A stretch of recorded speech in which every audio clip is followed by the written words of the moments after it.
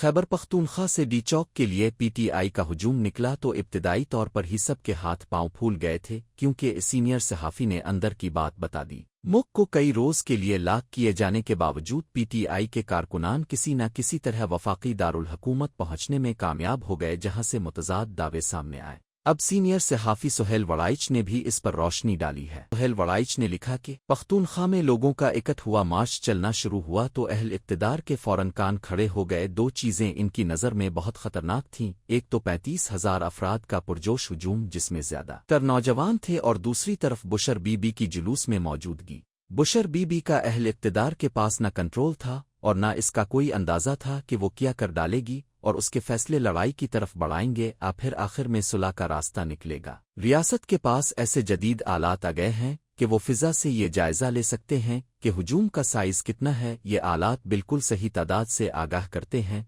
जब 35,000 के जुलूस की इत्तला मिली तो इब्तदाई तौर पर सबके हाथ पांव फूल गए थे। जुलूस वाले हुकूमत और मुक्तदरा को तिगनी का नाच नचाना चाहते थे, जबकि मुक्तदरा उन्हें जाल में फंसाना चाहती थी। दोनों के मकासद वाज़े और मुतज़ाद थे। तहरीके इंसाफ ने सफ़र शुरू किया तो जज्बा यही था कि हर सूरत डी चौक पहुंचना है, धरना देना है और खान को रहा करवा के लाना है। पीटीआई अपनी इसी मंसूबा बंदी के तहत रुक रुक कर इस्लामाबाद की तरफ रवाना हुई। बुशर बीबी की जज्बाती तकरीरों ने मजमा को भिड़काए रखा। दूसरी तरफ अहल इख्तियार भी जाल तैयार किए बैठे थे कि झांसी की रानी को झांसा कैसे देना है। चुनांचे तैयारी की गई कि उन्हें बार बार रोका जाए ताकि मुजाहिरीन थक जाएं। हिकमत अमली ये थी कि मुकाबला नहीं करना, उन्हें रोकना है। अगर लड़ाई की नौबत आए तो पीछे हटना है। यूं जोश भरे जुलूस को लड़ते भिड़ते नाके पार कराते इस्लामाबाद के करीब आने दिया गया।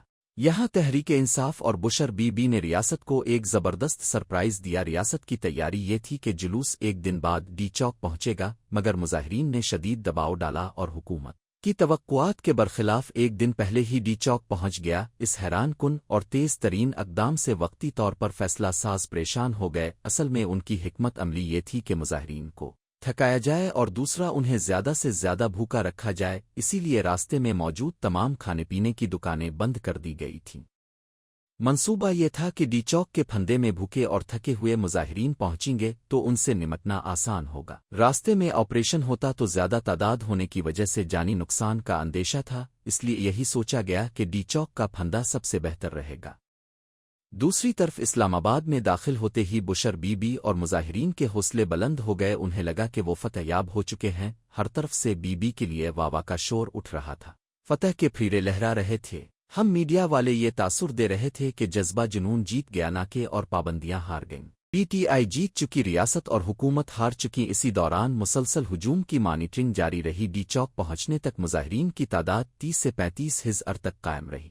7 से 8 बजे के दौरान रियासत और हुकूमत के आला फैसला साजों का एक अहम इजलास हुआ, जिसमें सूरत-ए-हाल का जायज़ा लिया गया और हतमी तौर पर यह फैसला कर लिया गया कि आज रात ही ऑपरेशन होना है। इसी दौरान रात 9 बजे फिजा में उड़ने वाले हेलीकॉप्टर ने इत्तला दी कि मजमा छटना शुरू हो गया है और अब यह तादाद 35,000 से कम होकर 15,000 रह चुकी है। फौरी तौर पर ऑपरेशन की तैयारी शुरू कर दी गई। तय यह हुआ कि जब हुजूम 8 से 10,000 रह जाए तब ऑपरेशन का आगाज़ किया जाए।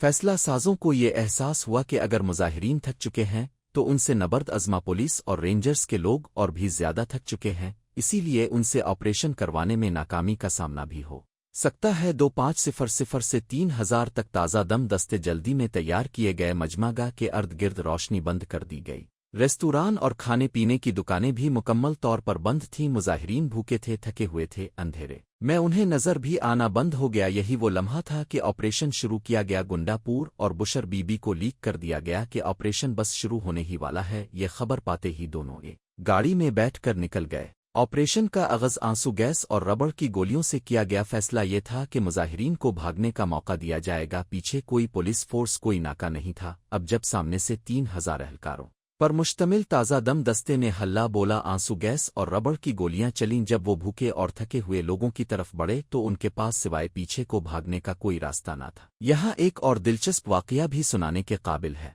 बुशर बीबी को इस्लामाबाद से निकलते हुए एक पुलिस पार्टी ने शनाख्त कर लिया। फैसला साजों से पूछा गया कि क्या इसे गिरफ्तार कर लिया जाए।